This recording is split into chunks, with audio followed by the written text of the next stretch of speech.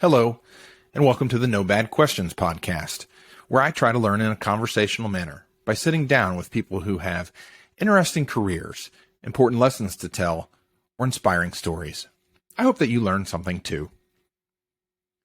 If you want to support the podcast, please follow or subscribe on your platform of choice. You can also like or comment to boost the algorithms or share out to your network to make sure it gets more views. But ultimately, and what I hope you choose to do, is listen to the very end. With that, we'll start today's podcast.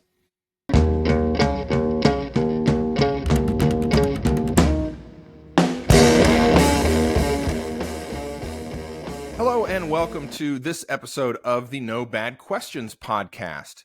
My guest today is Ben Reigle. Ben is the founder of Tarpon Health, which is doing great things with automation in healthcare, specifically in the revenue cycle space. Ben is a former consultant in the revenue cycle space, and he's also the host of the My Good Friends podcast, where they talk about all things healthcare finance and revenue cycle.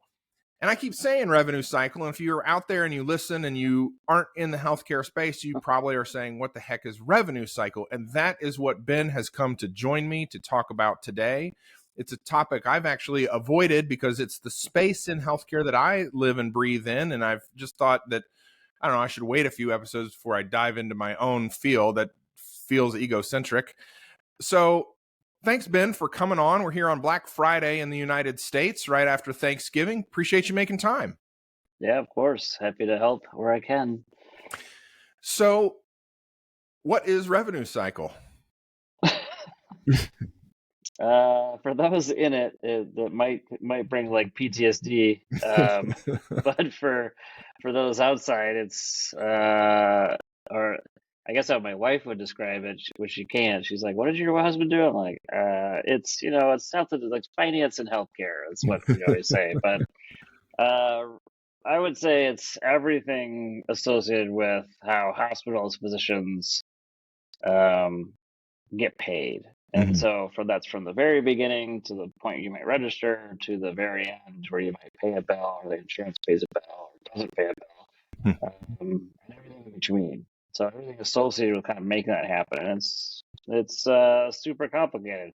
There's a whole industry associated with it called revenue cycle. That term was invented probably 20 years ago, I think, by the advisory board, which is a company, consulting company.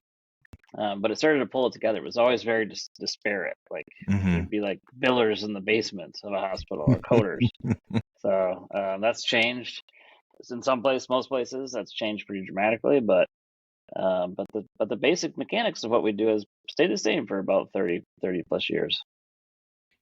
Well, thank you for that rundown, and I'm glad to know that my wife isn't the only spouse out there in the world who goes, I don't know what my husband does or what my spouse does. That's good to know. Yes, mine is especially complicated because I don't have a typical 9-to-5 job. But yes, it's she struggles with that for sure. So one of the things within what you mentioned, besides focusing on the spousal awareness, is around the fact that the nuts and bolts of this, if you will, of revenue cycle terminology may have changed. A lot of the terminology, I think, is still evolving, but the nuts and bolts have been the same for decades. I think you said 30 years and maybe more. If the nuts and bolts are the same, how, to your mind, have we become so complicated that there's a whole industry just to get paid as a hospital or as a doctor? Cool. I mean, that's a loaded question on so many levels, but I mean, so I got a master's degree in health administration. So I would say I went to school not to be this, but to understand healthcare. I actually went to a school that's famous for making CEOs of hospitals. And I went to work for a hospital for 5 years. Actually, was over surgery of all things. And then I quickly was like, this is not for me. But it did teach me a lot about like grad school taught me a lot, but also being in a hospital taught me a lot about just the way it works. And I think you have to. My thing is always stepping back into time. Like, how did we get this complicated system? And I think part of that is really due to like, you know, insurance was created like really kind of as a side note. Like Medicare was created like to be like almost like a stopgap. Like, well, we have to have something. Mm-hmm. And then what started to happen is like these insurance plans got started because they were like employers needed a benefit and they wanted people like this whole process of way it got started. And then they started to implement rules that were like, well, we can't just do percentage charges. Mm-hmm. And so, or there has to be some level of, and so Medicare is the one that kind of dictates a lot of these things. They would Right. do it first. Like they created these DRGs in the early 80s. Like, and for those who don't know, it's a kind of like a diagnostic related group. And it just basically started to put together different types of disease or different types of things that were happening to you and into categories. They numbered them. And then it got even more complicated, right? And they started to like do even more categorization and more, well, we're only going to pay you a certain amount. And, you know, so it's this very like convoluted way of happening. And then I still think one of the biggest, I don't know how to describe it. Maybe the biggest changes or biggest impacts was related to like private insurers really starting to pass off cost. Like what was happening was how much things were costing because technology started to get better. And when I say technology, I say medical technology. Right. You know, the pharmacy, the med tech space, and anyone who knows anything about, even if you just go to buy, you're like, how much does this cost? And you're like, how did we end up there? Well, you know, we've in the U.S. you could say that our system is, you know, statistically not great compared to the rest of the world, but it's also like we've invented a lot of the things that people are using standard. And I think that part of that is like a system in which people get incentivized significantly in the financial sense of creating something like that. And so, you know, like a Medtronic or someone like that, those are huge companies that make a ton of money off of making innovation. And I've also think we're obsessed in this country with living as long as possible. So you put those factors together and you start to get like really rising costs. And so ultimately what happens from that is like employers are going, well, I don't want to pay a 10% increase next year. And so the insurers then get smart, I'd say. And part of it is like handing off costs to the user, let's just say the person who, like you and I. So we started to do this cost share, and it started as simple as copays. What everyone knows what copay is today, but people didn't know what that was in the 80s, and that was a relatively new concept. And I remember this study in graduate school. I mentioned a few times is that if you just added $5, a $5 copay to any type of, like let's just say a doctor's visit, almost the dollar amount wasn't relevant. What was relevant is every time that was added, the percentage of utilization of that physician or of that benefit went down significantly. And so it's almost like, well, it's not free. You just can't go to the doctor every time. And people are like, what? So, so I think that's fascinating on a lot of levels. That psychology, you know, the psychology of it all is very interesting. But then what that turned from like, hey, we should probably just like make sure people know that when they go to the doctor it costs and you can't just go there all the time and this doesn't work this way. Then that turned from that to like, let's actually just pass a bunch of this cost over to the patient. And so insurers created this. So this isn't like a hospital. And then what happened was the hospitals are like, and it happened so fast. Like I know, like in terms of years isn't damn fast, but fast isn't like how quickly it grew. And then the hospitals are going like, oh, I have to collect these dollars. And patients are going, I don't really understand. Like, then they started creating terms, right? You've all heard these terms, but like a co-insurance and a out-of-pocket max and a deductible, and people are like, what is this? Like, and copays, and sometimes the copay applies and sometimes it doesn't. So if I Don't think forget about things like like the embedded deductible and the family deductible and the individual out-of-pocket, out-of-network, that was the big thing, right? absolutely. Sorry, not to interrupt your train of thought, but just the terminology growth is just exploding, I think. Oh, it just blew up. And then so yes, you just get all these kind of factors, and then there's all these different models where people tried to like curb costs. So back in the 90s when I went to grad school, it was HMOs, and then it was capitation, what they call capitation, where it was like, Mm-hmm. I'm going to cover so many lives. It's this Kaiser Permanente model in California, which is very popular there, and they've done well. But they actually haven't able to do it anywhere else in the Mm-hmm. country, which I always think is fascinating. Maybe it's because it's California. But there was like these a lot of these different models would come out, and basically like we're gonna try to control costs. And what's fascinating about all of that is Americans push back every time, and every time it's because it was control, right? And so I was like, well, Mm-hmm. I want to go to the doctor I want to go to, which makes sense. But there's a price to that. Right. So and I also think we've just decided to ration care, whether we want to say that or not. We've rationed care for ever. Mm-hmm. And today there's what 60 million or 80 million Americans uninsured. Um, the number went down with Medicaid approval, but for they call it Obamacare. But honestly, it was probably the first set of whether you agree with it or not agree with it is irrelevant because it's really the first set of reforms of kind of like how Medicaid would work on the state level, Mm-hmm. um, and definitely more people got insured than had been in the past. Right. But yeah, if you think about how complicated it is, we have a system in which my whole industry, which I know lots of people have made lots of money on, exists because it's complicated. Mm-hmm. The complexity breeds like a whole industry trying to figure it out, which is messed up on so many levels. But I think that's a great rundown of. I mean, you just summarized. I don't know, 50 years worth of increasing complexity well, in how healthcare finance operates, and I mean, there's whole textbooks out there, listeners. So if you're like, boy, I feel like Ben skimmed it, it's not his fault. It's the industry's level of complexity's fault. And just a ton in there I agree with, and the risk shifting. Meaning the putting the patient on the hook for $1 of care or an increasing proportion of care, etc. I definitely think adds complexity. One of the things that listeners may find distasteful, particularly if they're listening from other countries, and I feel blessed I do have some folks who listen from other countries, which is incredible, but is the idea that we talk about healthcare like a business at all.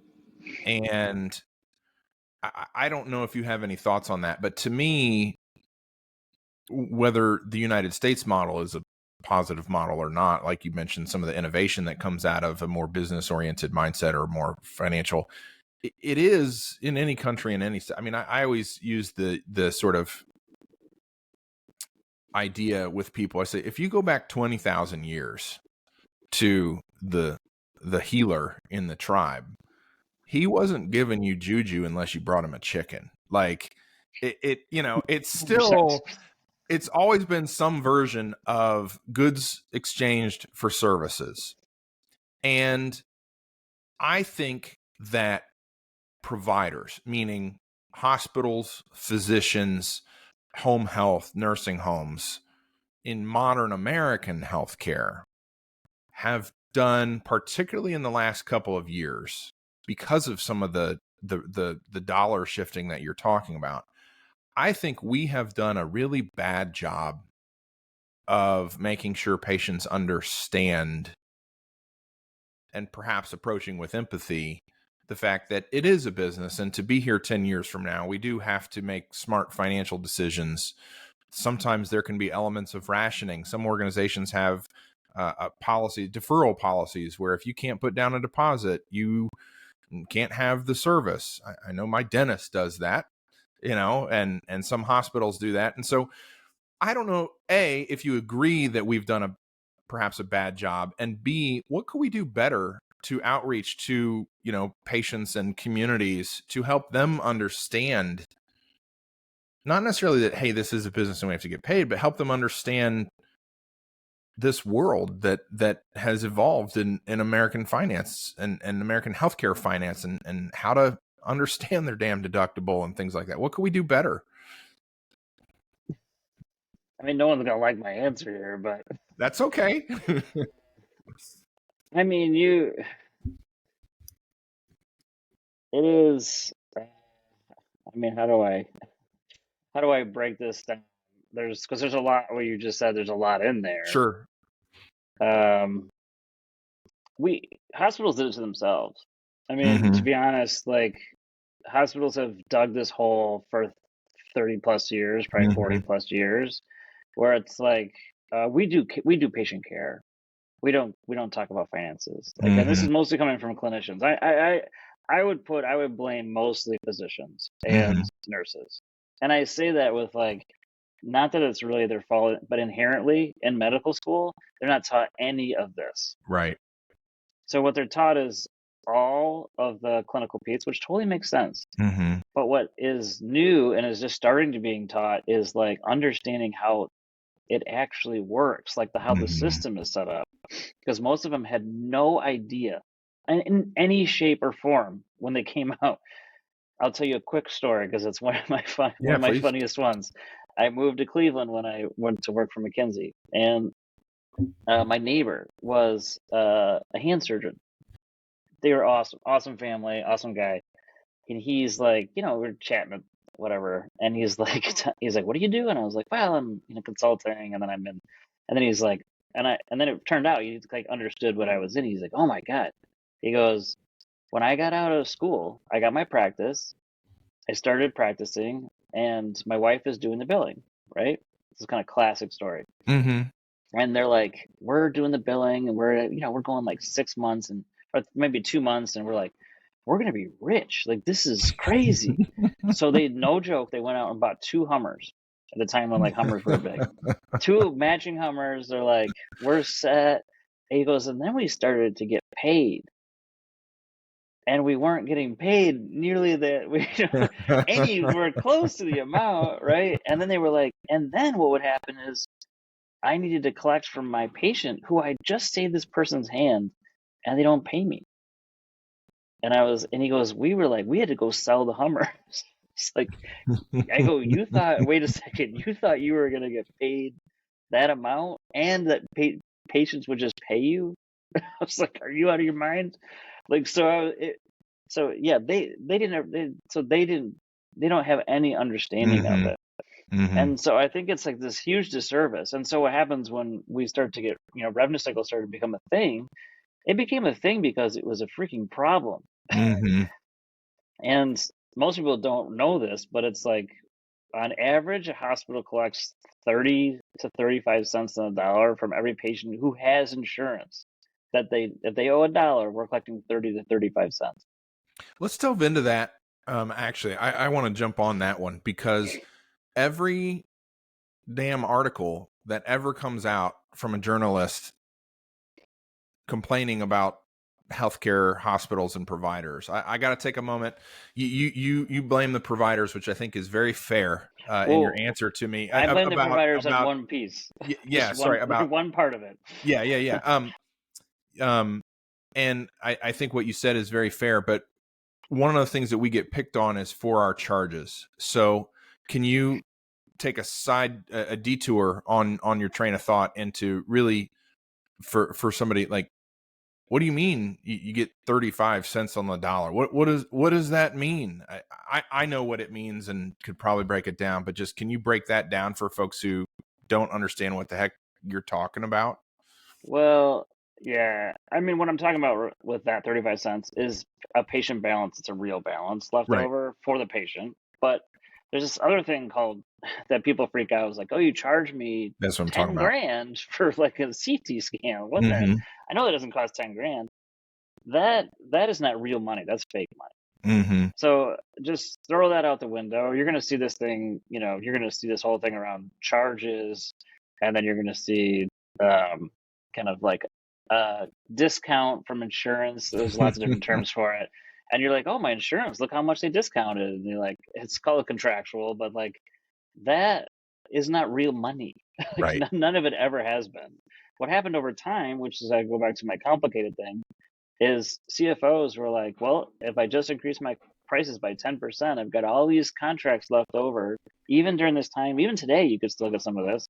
is they pay a percent of charges. Mm-hmm. And so I was like, well, if I just raise my charges, and this is, hospitals, again, somewhat kind of put themselves in a position that they are in today, where they didn't get real smart about like, hey, I need to work with and figure out how to reduce costs significantly or do a balance of the two, but they just kept raising rates. Yep. And so eventually hospital, insurers just kept negotiating contracts that were like a discount of those rates. And Mm-hmm. Medicare doesn't even care what you charge. Medicare does not care in any way, shape, or form what you charge.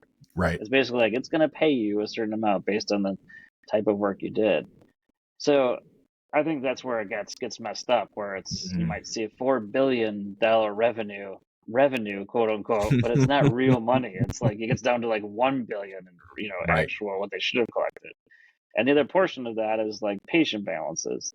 If you think about the way the system works, is like we send a service that happens at a hospital, we code it, we do all these things to kind of make it right. We send the bill to the insurance company. They do what they call adjudication, which is basically just processing the bill, and they say, hey, we're either going to pay it or not pay it, or you need more information, or I'm going to pay it, but like, hey, there's this whole balance with the patient, so I'm going to pay you this amount, but then you need to collect $1,000 from the patient, and then we have to send a bill. Like, how did that process start?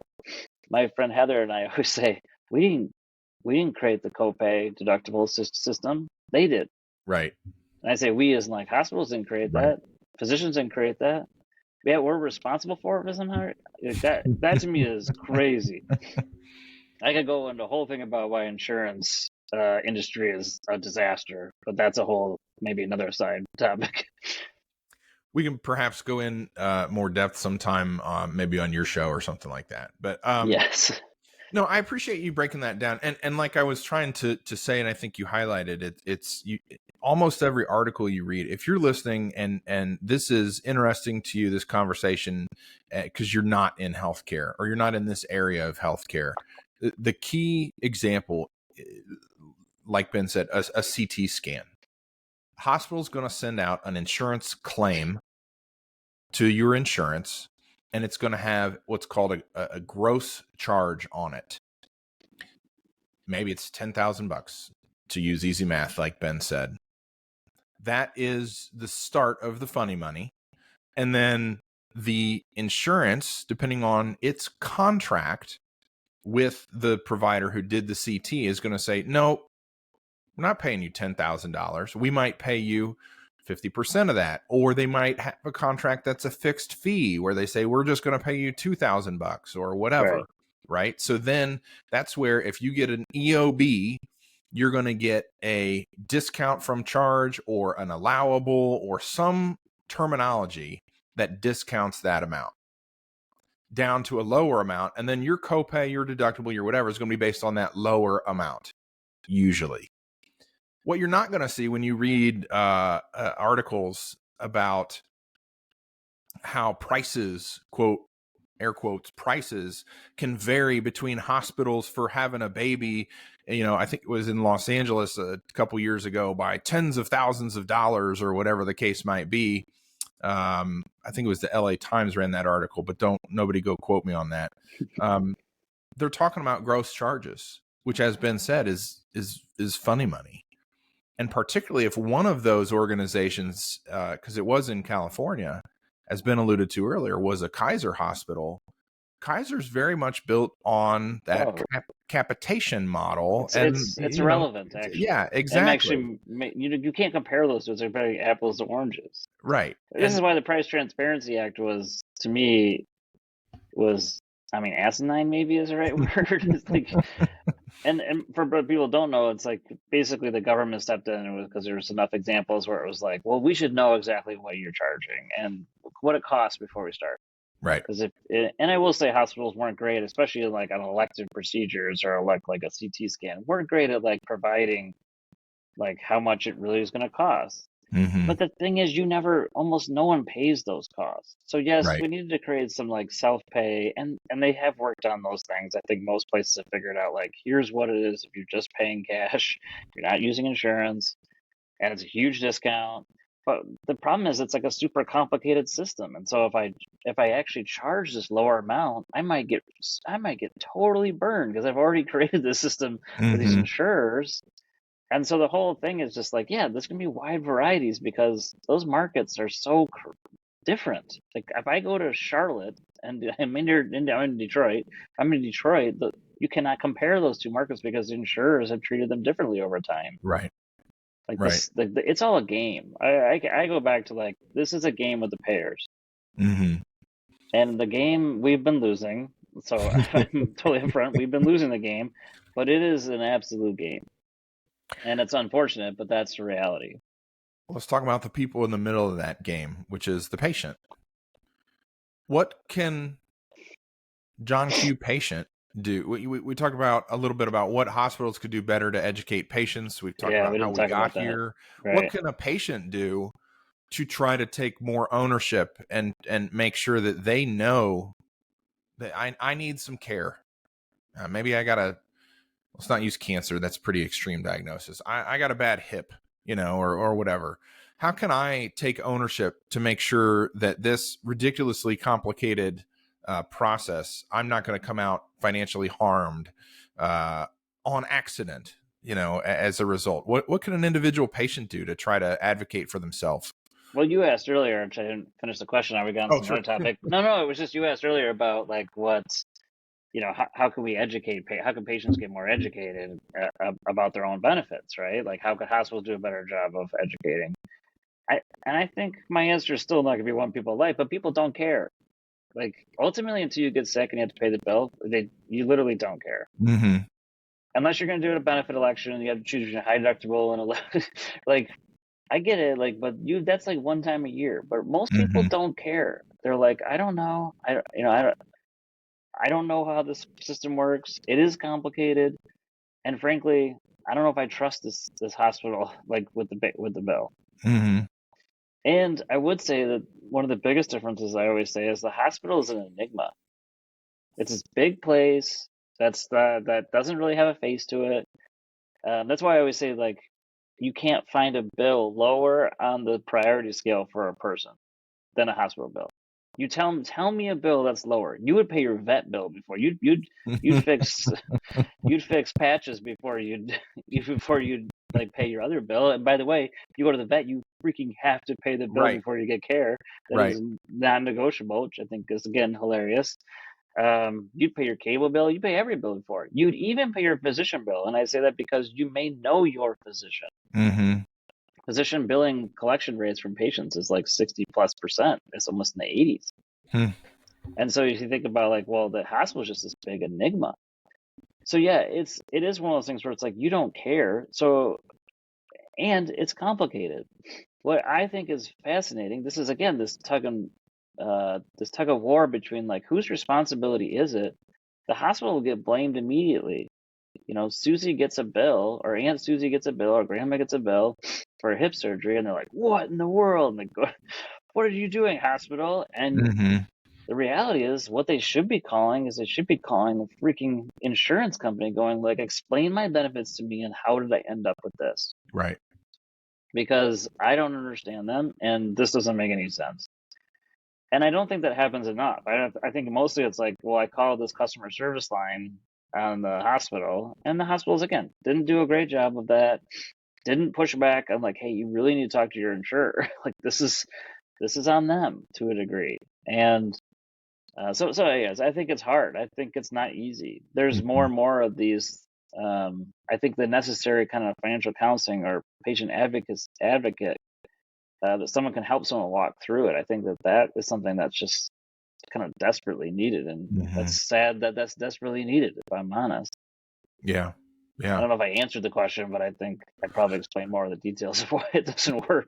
Well, no, I mean, you addressed, not only calling the hospital, but calling the insurance company. My only challenge with that, just from what we see sometimes coming through our customer service line at my hospital, is then the insurance company will say things like, well, they billed it wrong. Oh And if yeah, you're a patient and you are on the line with your insurance company and they say your doctor or your hospital billed it wrong, I would encourage you to say the precise phrase, what makes you say that? Or based on what factors? Because usually they're going to have simply a claim, not the chart. So that's where I do struggle, Ben, with what you said about that. It's just because they'll say these things and sort of punt people back to us. And then we get that complaint like, well, they said you built it wrong. And I'm like, have they reviewed the chart? Or done anything? Right. Like, besides deny the claim for the some reason code? Right. Yeah, no, this again goes back to like, we put the patient in the middle who doesn't really know. Right. And so then they're like, well, and some people I'll just pay the bill. And some people are like, I'm not paying this bill at all. Right. Right. And then it just gets in this weird space where then it goes to bad debt, and then now we have this, like now bad debt doesn't count against anybody, like, and that medical debt looks like crazy. And part of this is because it's just been this tug of war between like whose responsibility is it to figure this out? Is it the insurance company? And it's on both, but like the insurance companies are clearly not doing enough, and they'll just push it back. We have insurance companies that will tell people do not pay any balance before your service, even though we've estimated it and we know pretty much what it's going to cost within a pretty good reason. Like, don't pay anything up front. Yet every other industry would have that as a standard. So I always find this fascinating. Well, your insurance company is telling you not to pay. It's crazy. Yeah, and we've got some price transparency advocates in Ohio where I operate, which is fine. And one of the metaphors you made me think about this. One of the metaphors I've heard them say is essentially it should be knowing how much it's going to cost should be as easy as getting a estimate from a mechanic. And to me, I say, well, that's not always easy. Oh, we got in there and it was more, is more work to get under the engine than we thought. I mean, you get the same thing sometimes in the auto industry, but the other thing is, like you 100%. said, the mechanic's not going to do work without a check up front either. So, I think they lump in, so those consumer advocates don't take in the full complexity. You lump in everything into that. It's not true. It is. There was a video that one of those created, which was really funny, and it was like going to Starbucks, and it was like, but the analogies only work on things that are very like, I'm gonna get this CT and it's gonna be this CT, or I'm gonna get this lab and it's gonna be this lab. That's where I would agree. We need to do a better job of saying this is what it costs. This is pretty standard. Everything else is unstandard. You're going to walk into the ER. Who the hell knows how much that's going to cost because you don't even know what's going to happen to you. Right. I used to work in the OR. Do you know how often we'd get in and it'd be like, we think it's going to be this, but it turns out like, and they're not doing that on purpose to charge you more. They're trying to figure out like what is happening. Right. So yeah, we had to do 2 more hours of surgery. Guess what? That cost more. Right. And so, yeah, I think it's just they lump in kind of the simple things with like really, really complex. And my friend Heather goes crazy about this. She's just like, we're trying to save people. We're trying to provide them the best care and save really complex cases. And yeah, I think like a lot of things change. It's not as simple as, but there are there should be a menu of things that are like elective that are most likely not going to change, depending on what happens. Yeah. Okay, I've asked you a couple big questions, and you called them loaded questions along the way, but we'll which is fair because they are. I it's the name of the podcast, right? Try to ask some. No, they're good questions. Just like there's a lot to them. I'm gonna ask you another one that's got a lot to it, which is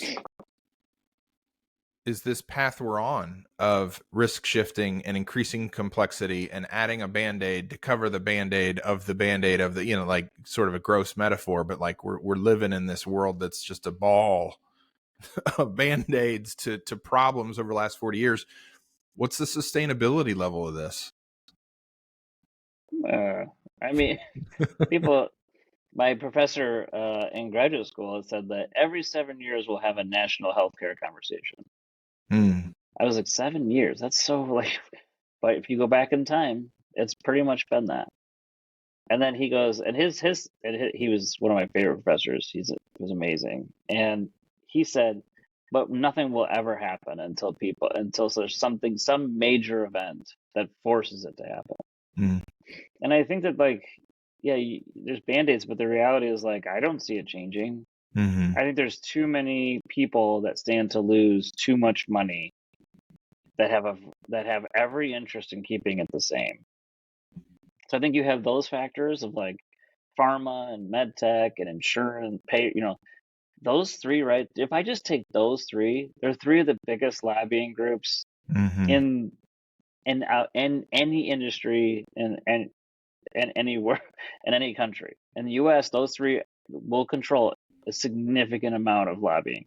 Mm-hmm. So you think about, they own kind of politics, so they're not losing anytime soon. I think that on the other hand is, like, you've got patients who don't want restricted access, and they want to live forever. Right. And the statistics, I mean, this is grim, but the statistics are basically, in the last 6 months of your life, you're going to spend 80% of your total cost. If you break a hip, you're most likely to die after a certain age, which is crazy, but it's true.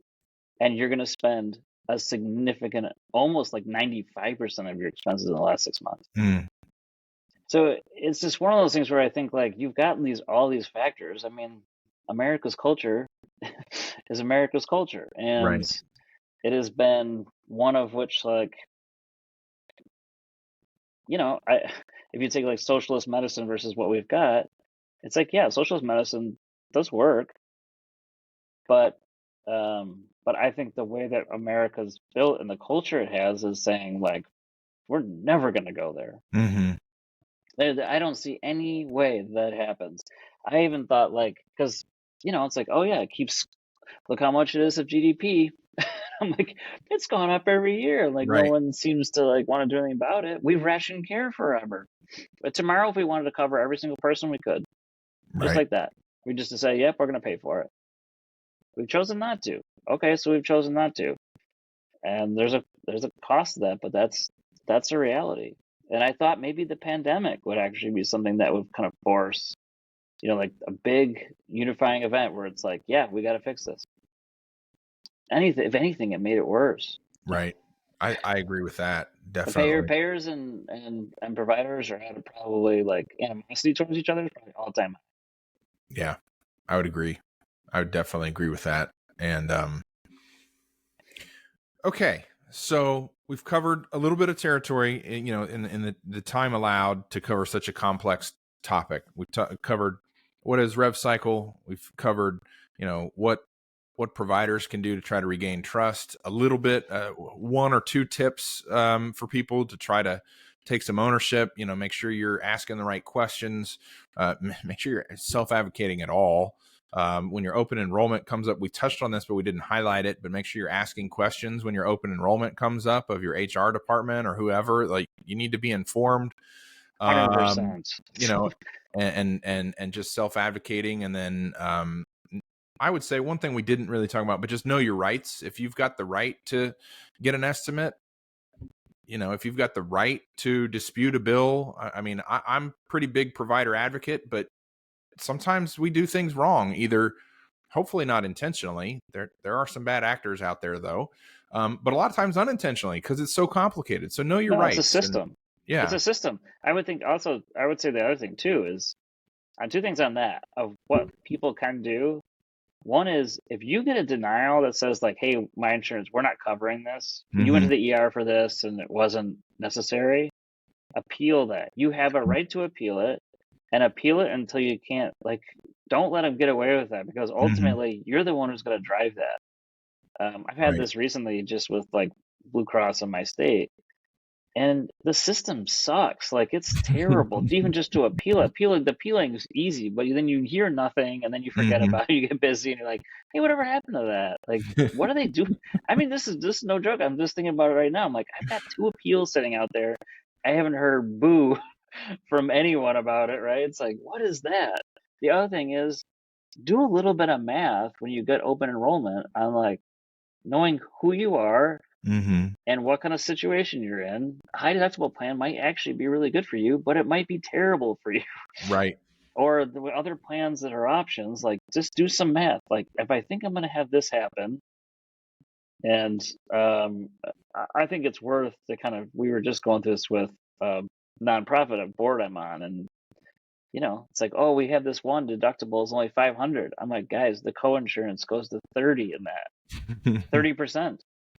And I'm like, if you look at the math of that, if you use anything over that deductible, you're going to be paying, if you have anything significant, you're going to be paying a lot more than the other plan, which is $1,000 deductible and 20% co-insurance. Right. The difference is significant, actually. Yeah.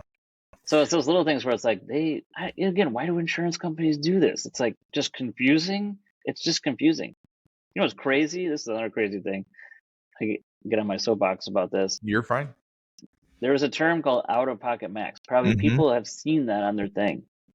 Up until just 5 or 6 years ago, because they federally mandated it, out-of-pocket max did not actually mean out-of-pocket max. Right. All it referred to was the co-insurance amount, not even the total out-of-pocket what you'd be responsible for. I'm like, how could they say this? This is like a total misleading term. The federal government had to force insurers to say, if you're saying out-of-pocket max, it has to be the total out-of-pocket that someone could be responsible for.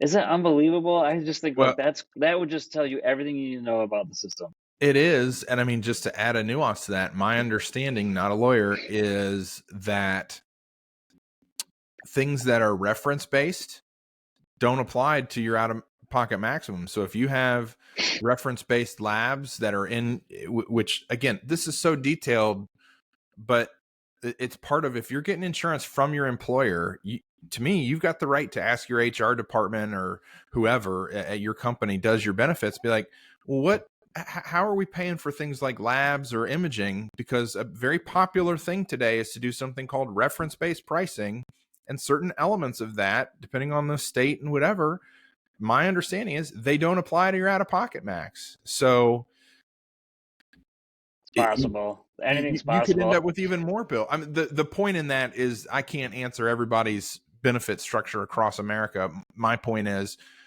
ask questions and self-advocate. That's the point. No, and the most powerful player in this whole thing is the employer. So 100% you should go back to your HR employer person and tell them, hey, this is messed up. Like I'm having this issue. And in fact, if you can't get an appeal through, I would go back to your employer and say, like, I've tried this. I've gone through their little system and it's not working, and they won't listen. I can't talk to anybody. And the rep I do talk to is different every time, and they don't understand it. They just keep telling me to do this, or I can't appeal anymore. And your employer will 100% get their ear. Right. Absolutely. That's their actual customer. They won't say that publicly. Privately, that is their customer. It's not you. Right. And that should be lesson number one, is like, no, the employers are the one who drive everything associated with this. And do not get confused by a nonprofit Blue Cross. They're not nonprofit. I don't care what they say. And I love this debate around nonprofit hospitals versus, I'm like, this isn't a debate. You have $9 billion in reserves. My Blue Cross Blue Michigan has $9 billion in reserves. Just put that in perspective. Shout out to Blue Cross of Michigan. I have no love lost but all the nonprofits are that way. I'm not just picking on them. I just happen to know their stats. Right. They're all this way. All the Blues are this way. Well, Ben, I hope we've given some people some basics of this universe that you and I kind of live in, of revenue cycle, and some tips. And what I like to usually do in the last third of my time with people, or last quarter of my time with people, is talk career advice. So if we haven't scared everybody off of investigating a career and revenue cycle, which maybe we have, if somebody were to come to you and say, hey, I'm thinking about getting into healthcare billing and coding, that's how it's usually referred to by the schools, right? What advice would you give them? I mean, would you steer them away, or would you say, hey, sure, but, or would you just be, yep, we need talent? Like, what advice would you give, and where would you be, psychologically on new folks coming into our field? Ooh, That's a hard question. I do think, I've been in this world. It's my niche, if you would, for a long time, more than 20 plus years. I think it is an interesting challenge, and I do think that that it has a lot of opportunity for people stepping into it. Like it is something that is a challenge. There's really interesting parts about it. I think it's a very hard job right now. Mm-hmm. And there's also this aspect of I do think it's changing dramatically. So what I would say, if they're getting into this space, let's just say they're going to go to college or something, or they're not going to go to college, they're going to get a technical degree, or they're just going to go right in, because actually you don't really need college as much as you used to. It's really not in rev cycle. And I think in this case, though, I think the job is going to be much different in 5 years. And so if I'm a biller, let's just say I'm a person who's like following up on accounts that get billed to insurance. This is a kind of classic job, right? We call it follow-up rep typically. I don't think that job looks the same. And I think that it's changing pretty dramatically of mixing in automation and technology that's going to make them even more efficient. But that job could be much different in 5 years. I envision it almost like that they're probably building their own automations, and they're building their own things, and they're fixing claims, and they're figuring out, but they're doing it at a scale that's so much better, because you're gonna have a bunch of attendant bots, which for those who don't know, it's like basically just press a button to run a script. They're going to be able to use AI to like do a bunch of different things that they don't have to write an appeal. Like, right, all these things are going to have to. So I think that they're going to be using their knowledge, but they're going to have to get good at analytics and technology. One of the biggest difference I think between payers and providers for the last 15 years is payers have been totally technology centric. They're way farther along in automation than we are. Yeah. And providers have been very talent centric. There's nothing wrong with being talent centric, but we have to catch up to like the technology centric piece, where it's like you have to meld the two. So yeah, I think it's a ripe area for smart people that get how to use technology with people and leverage the two. And because I do think the other thing is happening at a pretty mass scale, is that leadership is kind of exiting stage left. There's a number of people retiring. There's a number of people kind of getting older and kind of looking around at who's the next generation. There is.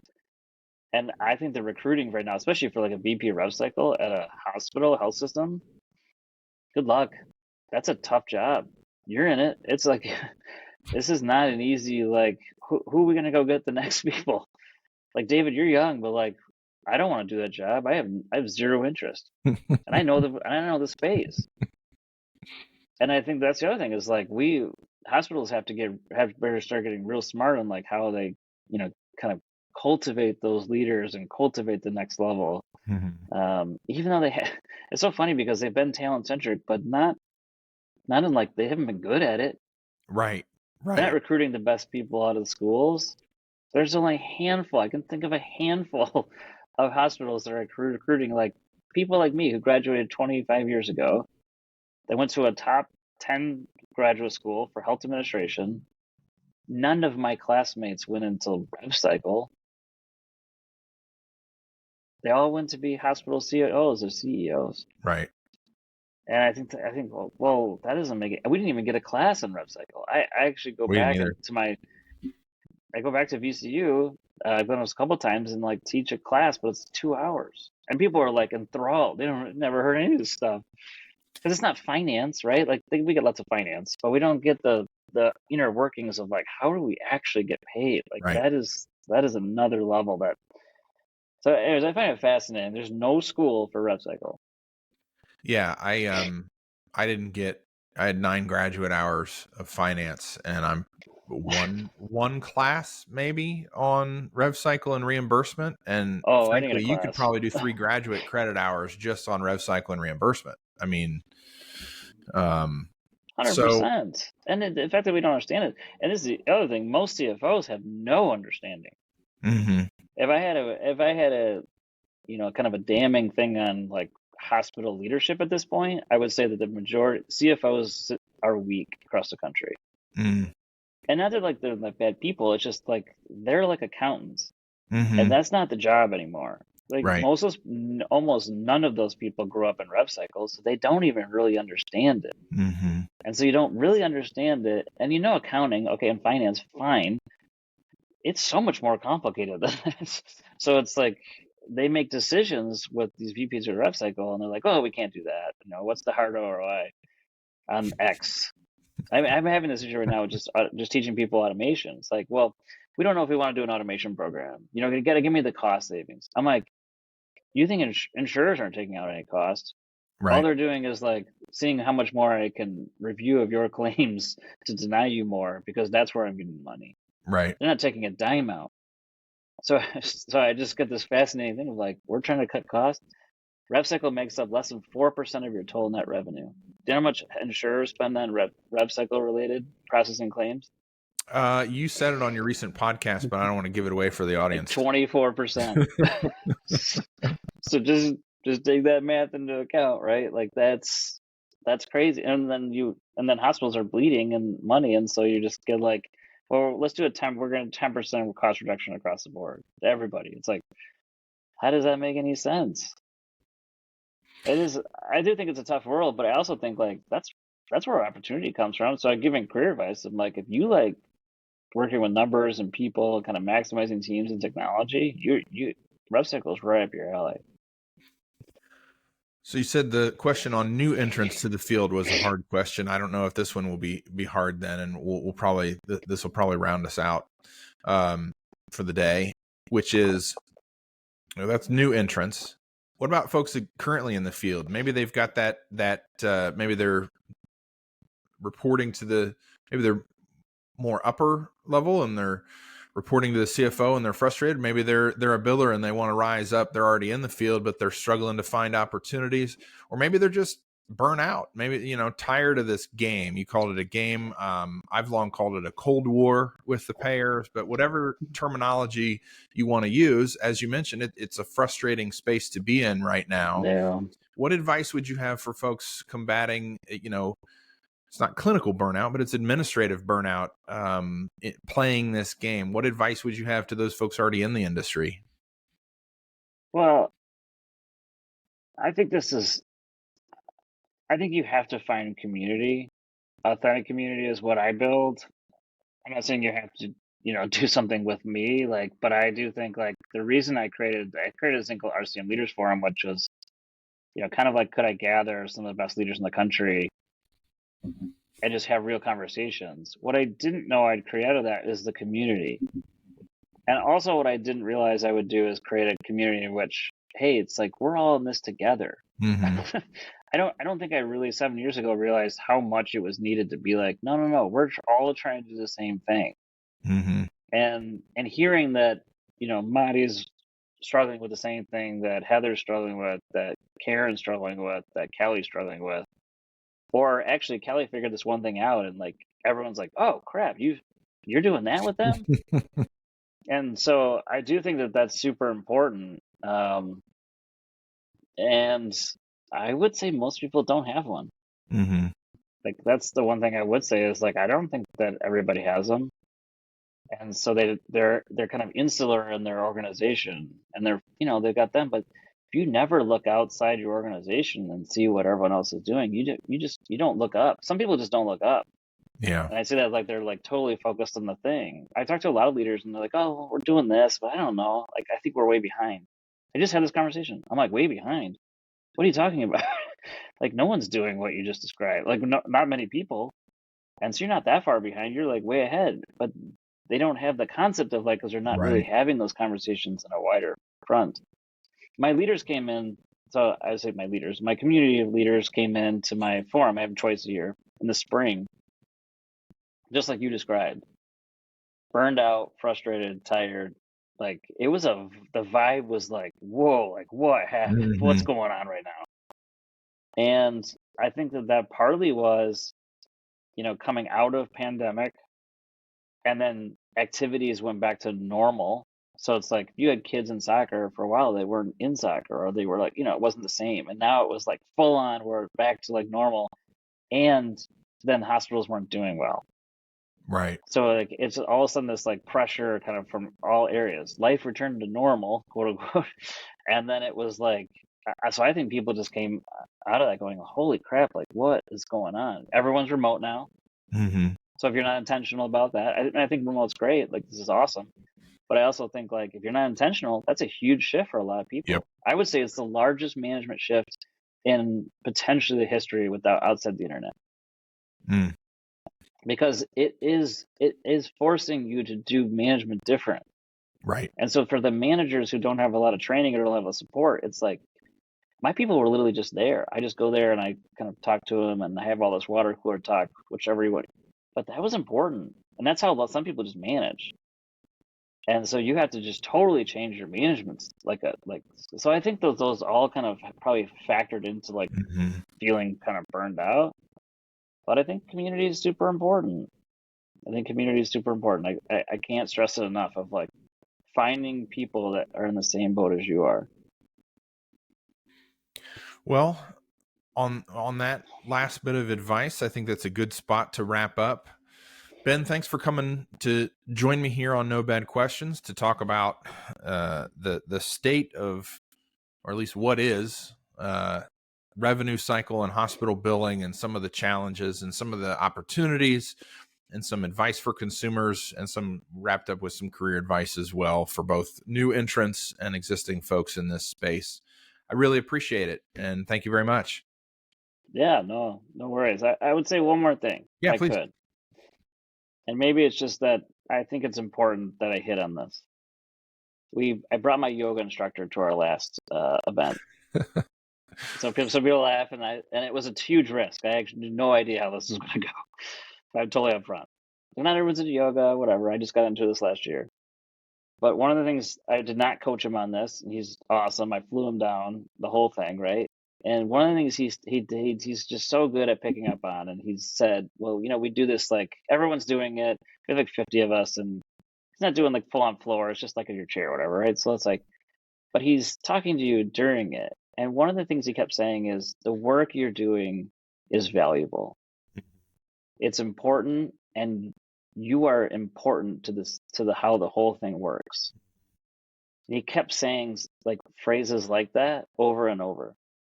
You know how many people I had come to me afterward and it's like, no one ever says that to me. Like my work is valuable. And so if I had one other thing of like the people that are currently in this space, is I think that is something we have to start telling each other. If no one else is going to do it, let's just tell each other. If I see you or I know someone, like text them and say, you know what? Like you can say you use your own language, but I think it's important because I do think it is a somewhat a thankless job. If you're doing it well, almost no one notices. That's true. If you screw up, everyone notices, and then it's like, what have you done? It is a weird kind of like space. So I think it's just important to be like, no, this work is valuable. And I thought that those words were just super impactful for people. And it's funny because he picked up on it. I didn't coach him at all. He just picked up on like, these people don't think that the work they're doing is valuable. So anyways, I leave it with that because I don't want to leave it with like, rev cycles, all this terrible things. I think that there's really good things. There's really, really great people. I love the people. I think that makes sense. And I think it is a good story. And just kind of joking to take us out, I'll just say it is important. And I don't mean that because I live in it and want to be self-aggrandizing. I just, somebody's got to bring the juju man his chicken. Like somebody. So somebody's going to bring the chicken. That's right. You should label that. This is the label for this podcast. Somebody's got to bring the chicken. Well, hey, Ben, thank you very much. And yeah, of course. Really appreciate it, and keep up all the good work you're doing out there. Thanks, man. Appreciate it.